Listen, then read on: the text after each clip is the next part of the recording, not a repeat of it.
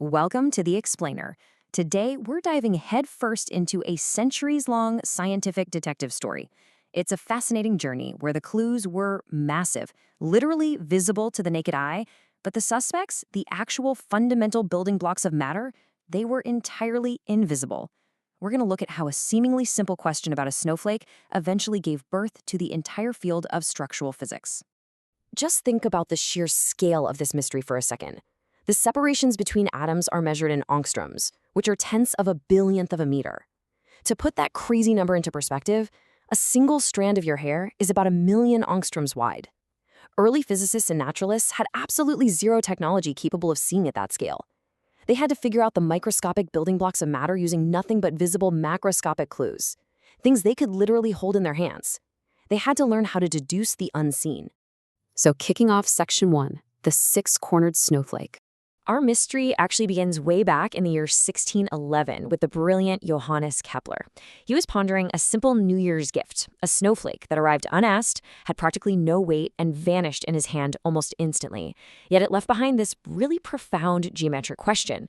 He wondered, why would a visible form be so incredibly regular if the material making it up was way too small to ever actually see? Now, at first glance, this is just a question about snow, right? But it quickly spirals into a massive question about every single solid object that has ever looked just a bit too orderly to be a mere accident. And his thought experiment is just brilliantly simple. Imagine you take a coin, put it flat on a table, and surround it with identical coins until they all touch that center one. You naturally form equilateral triangles, and the angle at the center of each? Exactly 60 degrees. Because 6 of those angles make a full 360-degree turn, you get a perfect six-fold pattern. Basically, if you pack equal spheres together on a flat plane, pure geometry creates this unavoidable, repeated constraint. Now, Kepler flat out refused the lazy explanation that nature is just, pretty. To him, beauty is not an answer, but a repeated constraint might be. He recognized that a repeated arrangement of small equal bodies could impose a large, mathematically constrained geometry on the whole object. He essentially threw out the question, why is that pretty, and replaced it with what repeated constraint could possibly make that number recur. Moving into Section 2, the angle that never changes. Fast forward to 1669, and Nicolaus Steno takes a massive step forward. He totally gave up on looking at attractive shapes and started hunting for hidden clues in the chaotic, uneven growth of crystals. Just compare these two pieces of quartz. One is this squat, cloudy lump, and the other is a long, pristine point. Visually, they deliver totally different messages to your eye. But Steno realized something absolutely incredible. If you measure the interfacial angle, that's the exact angle where corresponding faces meet, it is completely identical in both specimens, no matter how distorted the overall shape got while it was growing. So the absolutely crucial takeaway here is that this angle is an invariant.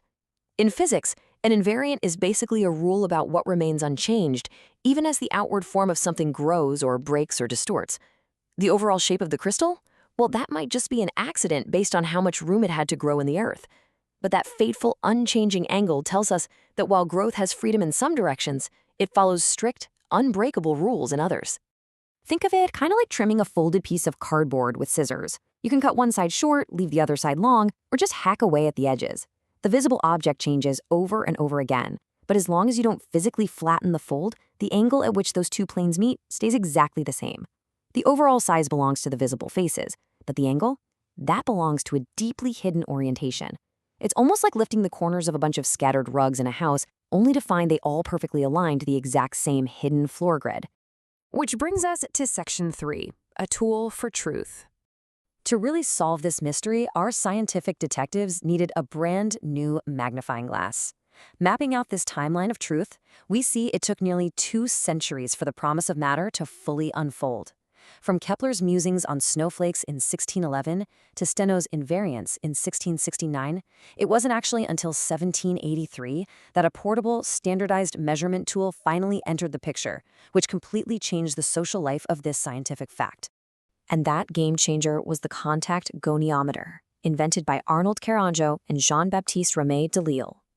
Before 1783, studying crystals basically relied on an observer's naked eye and their personal vocabulary, which, as you can imagine, led to endless disagreements about taste and appearance. But after the goniometer, Observers could physically measure its metallic arms right against the faces of a crystal. They could verify that invariant regularity across thousands of specimens, giving us reproducible, portable angles that scientists could reliably debate anywhere in the world. This was a huge shift. This sobering tool officially announced that human sight alone is simply not enough. An observer had to decide which faces corresponded, place the instrument's arms consistently, and then record an angle that someone half a world away could actually challenge or verify. It made the underlying geometry of crystals wonderfully answerable to anyone, anywhere. It proved that true precision isn't just about an individual skill, it is a shared arrangement that turns a private impression into a rock-solid public fact. All right, moving on to Section 4, Breaking the Crystal. The plot really thickens in the late 18th century with René Justhayu. He was obsessively examining how crystals break, a process known as cleavage. There's this famous story that he dropped a piece of calcite and noticed it didn't just shatter arbitrarily into random dust. Instead, it broke into smaller rhombohedra. While the pieces were definitely smaller and less impressive to look at, they perfectly retained this geometric family resemblance. So he treated this not as a ruined specimen, but as a massive clue about the invisible architecture hiding inside. Hayo proposed that a crystal was actually constructed from repeated elementary forms he called integrant molecules. Now, to be clear, he didn't mean modern chemical molecules, but rather the structural units required by a geometric model. It was an incredibly productive idea. It explained exactly how a stable angle survives distorted growth, suggesting that those visible faces are generated by building up or stepping back layers in totally predictable whole number patterns. Let's visualize this.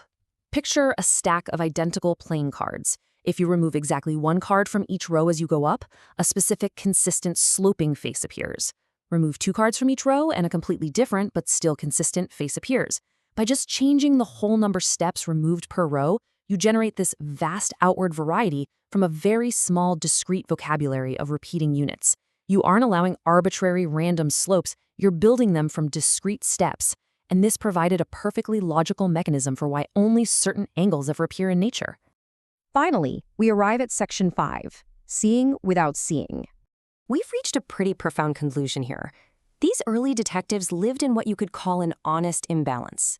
They beautifully deduced a hidden repeating order that was simply way too small for any visible light microscope to ever reveal. Because atomic separations are thousands of times smaller than the wavelengths of visible light itself, matter was essentially speaking to them through macroscopic effects, rather than through a direct microscopic picture. The geometry they measured was precise enough to absolutely compel a hidden order, but the wait to actually see it, well, that would be a long one. In fact, it wasn't until the year 1912, an absolutely astonishing 243 years after Steno published his observations on quartz, that an X-ray diffraction experiment finally provided the direct interference evidence of this periodic order. A whole new technological witness was required to confirm what the geometry had been screaming at us for centuries. But for centuries, these investigators proved that you can reliably infer a structure that you cannot simply inspect. You don't always need a photograph to know what's there. Sometimes you just need to vary something you can control and notice a stubborn, persistent regularity in what returns to you. A broken crystal was enough, because the fundamental law always survives the outline. So I'm going to leave you with this thought to ponder. When should we trust a logical, mathematical constraint over our own lying eyes? If a simple snowflake and a cloudy lump of quartz could hold the secrets to atomic structure literally centuries before we had the tools to see them, what other invisible truths are patiently waiting right in front of us today, just waiting for us to find the right angle?